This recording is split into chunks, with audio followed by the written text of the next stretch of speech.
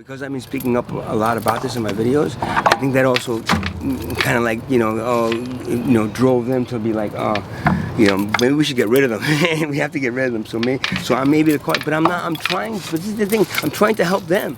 I'm trying to give us all affordable housing. I'm trying to give us all a way to do something. That is, like I said, if I had the money to buy like this land, I would buy it and I would give each one of them a place wherever you are, man. Boom, build your own house. We'll have somebody come in and build your own little tiny house there, and you'll be living here. Don't worry, it's free. So now I want to talk about the creativity. The one thing, really good thing about this place, well, it's a few good things, but first it's rent free, so I don't have to worry about having enough money to pay the rent and worrying about paying the rent. Is my ability to be creative as much as I want to, without, even if I had a studio in Bradley Beach 2 years ago before I got evicted from it, even there, when I tried to do this kind of stuff and people would complain, the next up neighbors and then call the cops, and I've had the same issue. And the creative process is so important, and we don't teach that to human beings, man. We teach that money is so important that you put creativity aside unless you can make money from creativity. And if you can make money off your creative product, then it's not your creative, it's not a pain, it's no longer your art. It's art is your art because you express yourself through it, right? If you try to express yourself and also mass appeal it to people to sell it to them, then it's no longer art, it's a product. So I don't, that's why I don't sell anything, because I don't really, even when I was doing my sound healing work, me as a shaman in past lives did that same kind of work, and I didn't charge anybody because I was part of a tribe and everything was given. That was my 4 hours a day working, and I really like being a shaman. Here, I have to charge even for my sound healing work, and even that, and I wasn't charging that much, $10 for a group class, I wasn't charging that much, but that meant that I wasn't making enough, and then I wasn't paying the rent, and and then, so that's a whole issue that you go through because of money. But if not, here I'm able to create, and and being homeless, I wake up sometimes, I'm like, should I be feeling depressed because I'm homeless? I mean, I don't have any money today. And I'm like, okay, but you got a little piece of land that they haven't thrown you out of yet, and you get to play drums, and you get to play music, and you get to create things. So go with that and feel happy there, because you know what? The other thing is just an illusion that they've dropped on you, that you have to have enough money, you have to have enough things. That's something that they've kind of enslaved you with. We're here. None of that's happening. And what I really appreciate about this place is that I can do, again, all that artwork, and no one has told me to take it down.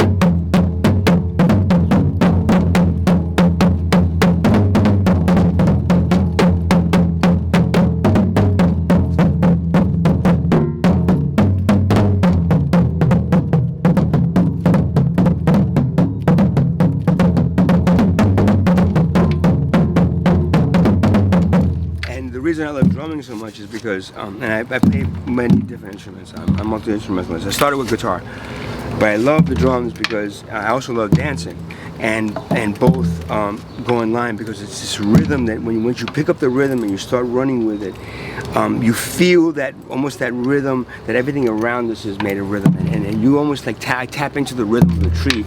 Especially, I love playing out here.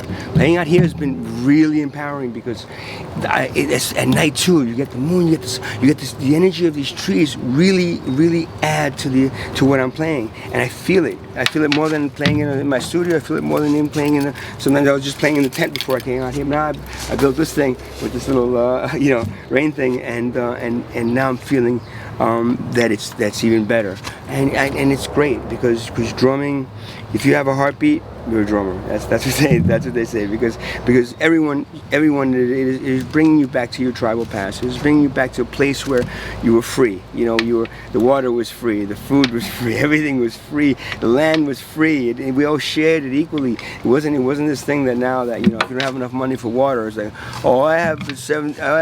No, the water's $1. Oh, can I just buy the water and not the plastic? plastic. I don't need the plastic. I had 50 cents. Let me just get the water. No, you have to buy the plastic with the water. It's like, why? The water was free at one point. Yeah, I know, but we put it in the plastic, so now you got to give us 50 cents. It's like, I don't all I have is the dime. No, you can't have it. Don't drink. See, that is where we are. And this drumming, to me, after all the other instruments that I play, bring me back to my tribal past, right? My place in where I was as a reincarnated soul in different tribal cultures, all around the world, man.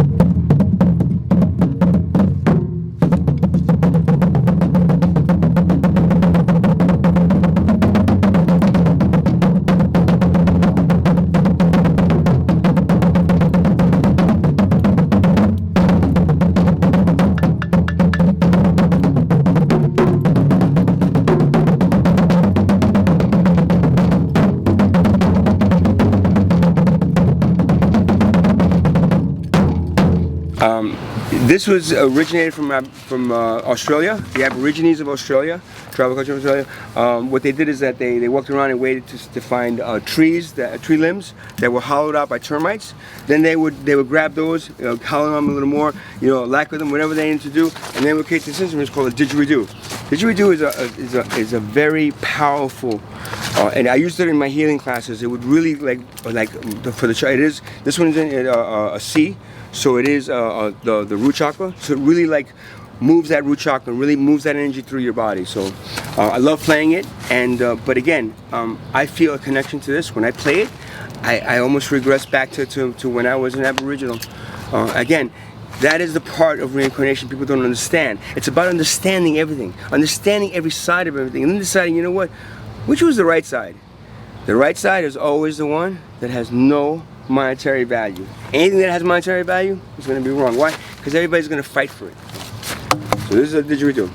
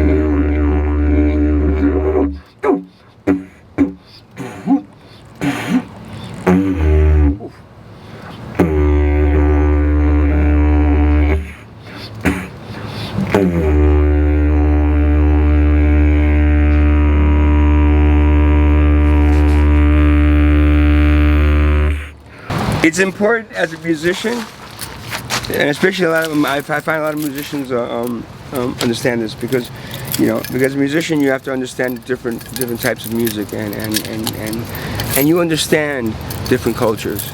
Understanding those cultures is so important.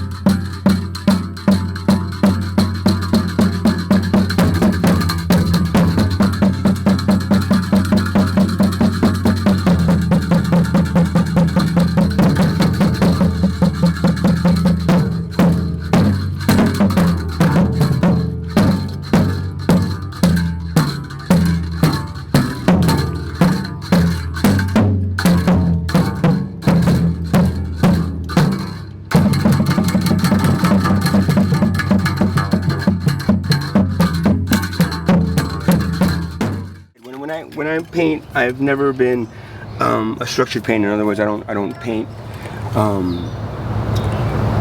something like a plan out to paint something. I just pick some colors, and in this case, I'll add a little more of something here.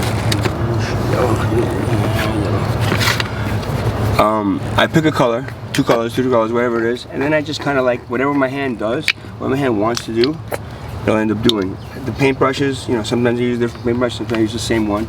It all depends. But then I just kind of like, I brush it, you know, I just kind of like, and then stuff starts coming out of it.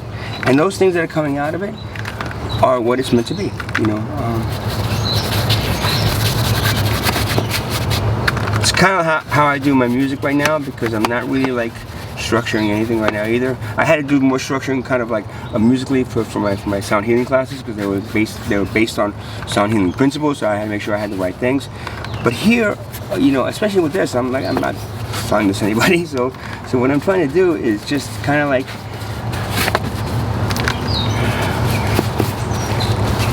find things in here. So I'm just like,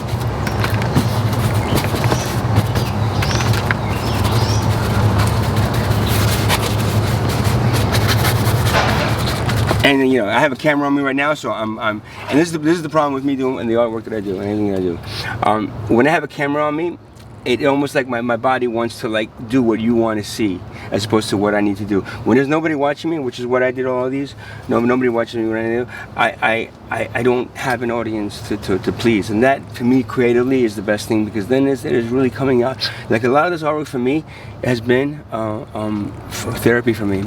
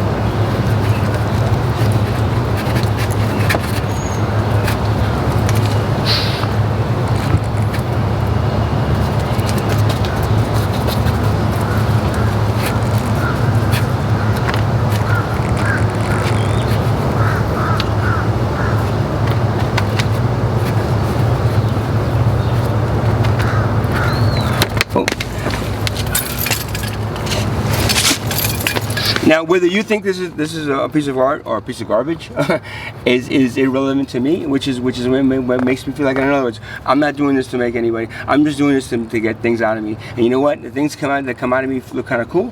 That's great, man. And if somebody likes it, oh, that's nice. And most people don't. It's like, I don't care. And that's a really good feeling, because when you're working, when you're doing anything, when you're trying to sell a business, if you have a business, you're always trying to sell yourself. You know, you try to sell, and whatever they want is what you end up doing. Here, I just do what I feel like doing. That's why I hate selling art. Because again, if you sell art, then it becomes a product, and you have to make more products of the same thing. And you're stuck doing that as opposed to just doing whatever kind of feels natural. A little more later on. I think that's it for now. And sometimes I'm like, oh, you should add more. You should do this and make this a little bit more and that. And I'm like, no. That's my mind. That's the ego. As they dry, they come. I mean, the next day I look at my paintings and they look different. Sometimes different than the day that I do them. You know. So I got about 200, you know, in the storage unit that I did last year at center, because I had my center. My center was full of the paintings that I did in the last few months that I was there, which were basically everything that was happening to me. These are just 3 colors. It's just yellow, green, and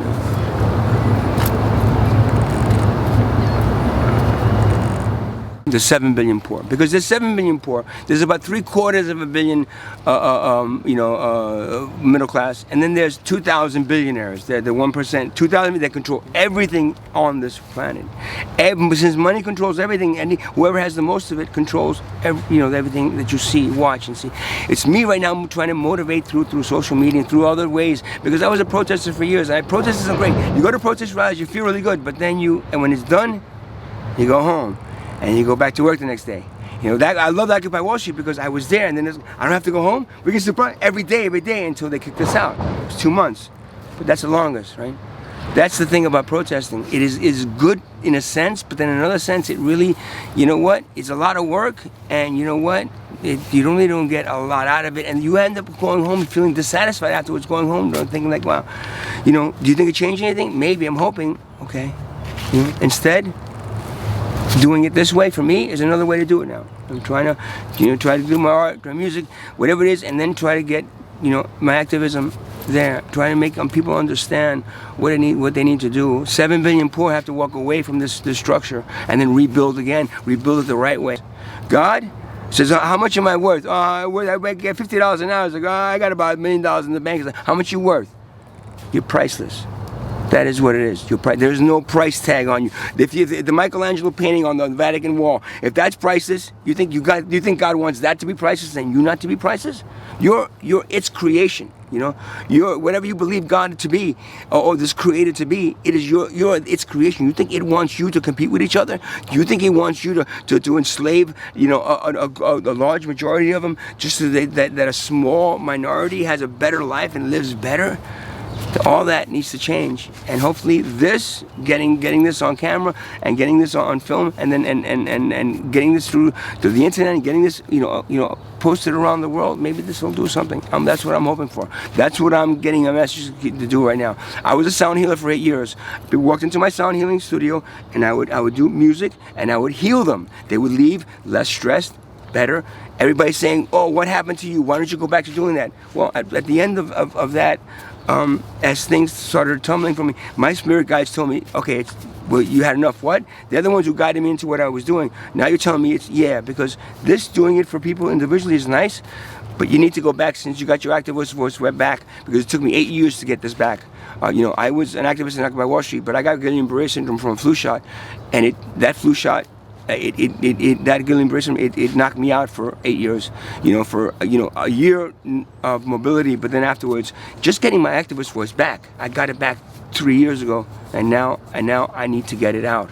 And I need to do it some way that, you know, if I do it at a protest rally again, next time I go home, and then I just see the same thing happening. Even though we know, you know, you never protest against what's right? You always protest at what's wrong, which means that what's wrong is in charge. How do we as a civilization allow what is wrong, that we're protesting against what is wrong, to control our lives? I'm still not understanding that.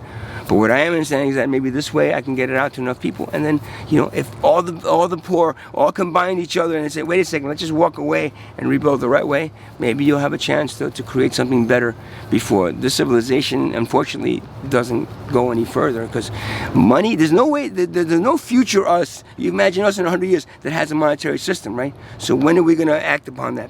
Because if you see a future us with a monetary system, you're going to see this dystopian future where there's a, you know, king and queen type people, and then there's a small group of people in a big, and everybody else is out there like starving. That is the dystopian future that a monetary system is bringing you into. Don't you prefer having a heaven on earth as opposed to a hell on earth? A heaven on earth where we're actually just sharing everything equally? Why do you got to wait till you die, right, to go to heaven when you can just create it for yourself right now?